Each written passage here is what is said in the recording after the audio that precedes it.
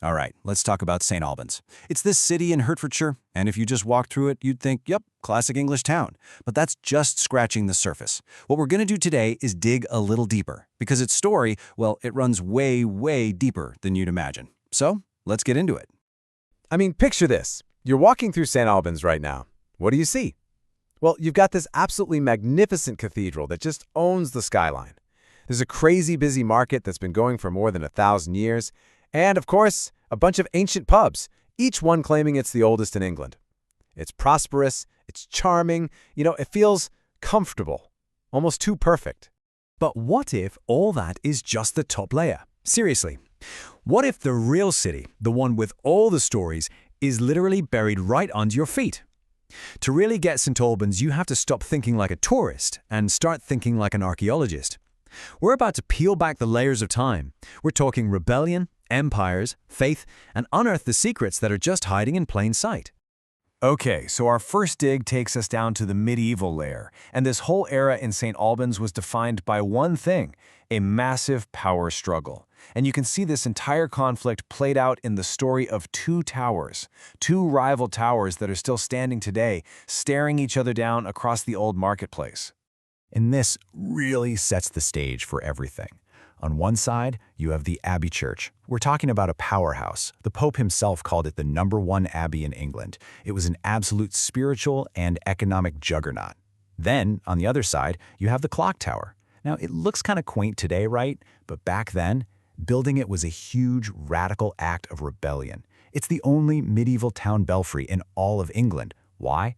Because the townspeople built it to take back control of their own time, their own business, their own lives, away from the constant ringing of the Abbey's bells. Yeah, and this was no symbolic squabble. The Abbey literally controlled everything. The market tolls, the local courts. They even controlled whether you were allowed to grind your own flour. Can you imagine? It was basically a pressure cooker of resentment, just waiting to explode. And in 1381, during the Peasants' Revolt, it did. Local rebels, led by a guy perfectly named William Grencob, stormed the Abbey. And the signal they used to rally the whole town, you guessed it, the bell in their clock tower. It was their declaration of independence. So the Abbey's power felt like it would last forever, right? Well, it didn't. It all came crashing down during Henry VIII's dissolution of the monasteries in 1539. The whole place was handed over to the king. All the monastic buildings, torn down for spare parts.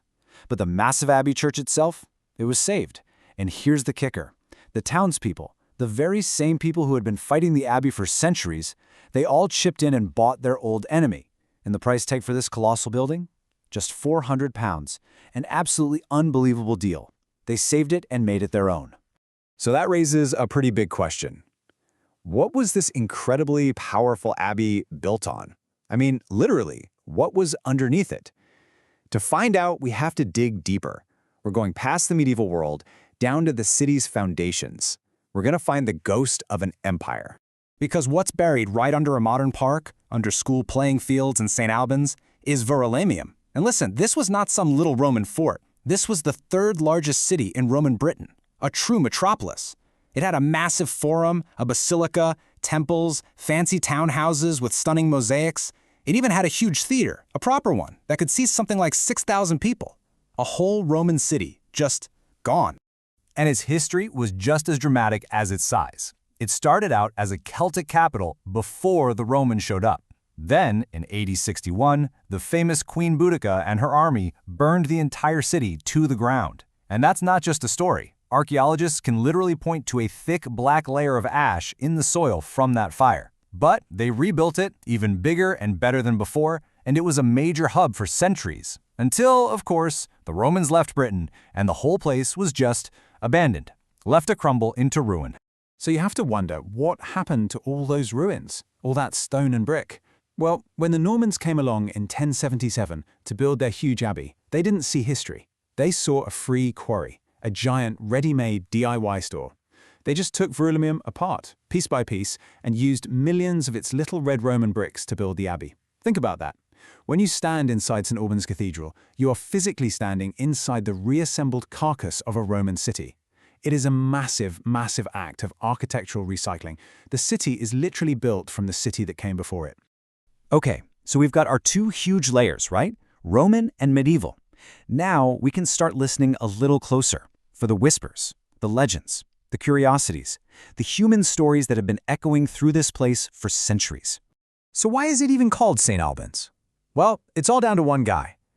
Back when the Romans were persecuting Christians, this Roman citizen, Alban, gave shelter to a priest on the run. He was so inspired by this priest's faith that he converted to Christianity himself. So when the Roman soldiers showed up at his door, Alban pulled a switcheroo. He swapped cloaks with the priest, let himself get arrested instead, and was executed on a hill just outside the city. He became Britain's very first Christian martyr. And that one act, that single moment of sacrifice, turned this spot into a major pilgrimage destination for the next 1,000 years, completely defining the city's future. And the place is just packed with these amazing little historical tidbits. For instance, the hot cross bun? Yeah, that was invented here by a monk. He called it the Alban bun. And get this, a local kid who went to the Abbey school grew up to become Pope Adrian IV, the one and only English pope in history. The first draft of the Magna Carta? Barons and clergy hammered out the details right here at the Abbey. Oh, and you know the Wars of the Roses? 2 of its biggest battles were fought, not in some random field, but right in the city's streets you can still walk down. Of course, a place this old has to have a few ghosts, right? The most famous is the Wicked Lady, Catherine Ferrers. The story goes she was a 17th century noblewoman who was living a double life. By day, she's an aristocrat. By night, she's a ruthless highway robber, holding people up on the roads to pay for her fancy lifestyle. As the legend goes, she was eventually shot during a robbery and made it home just before she died. People say her ghost still rides those old roads. So let's step back for a second. When you put all these layers back on top of each other, the Roman, the medieval, the legends, what do you actually have? You've got something pretty special. A city that isn't just in a historic place, it's physically made of its own history. You can literally walk through a park and be walking over a Roman theater. You can stare at the cathedral walls and count the Roman bricks. You can stand in one spot in the marketplace and see the symbol of ultimate monastic power, the Abbey, and the symbol of civic rebellion, the clock tower, in a single glance. Here, the past isn't tucked away in a museum. It is the landscape. It's the very fabric of the streets you're walking on. In the end, maybe the best word for St. Albans is a palimpsest. You know, it's like one of those old manuscripts where the original writing was scraped off so something new could be written over it, but you can always see the faint traces of what was there before. That's this city. It's a place where the Roman, medieval, and modern worlds aren't just stacked on top of each other, they're all tangled up, and every single layer is still visible. And it really makes you wonder, doesn't it? How many other places out there have their deepest, most incredible secrets hiding in plain sight?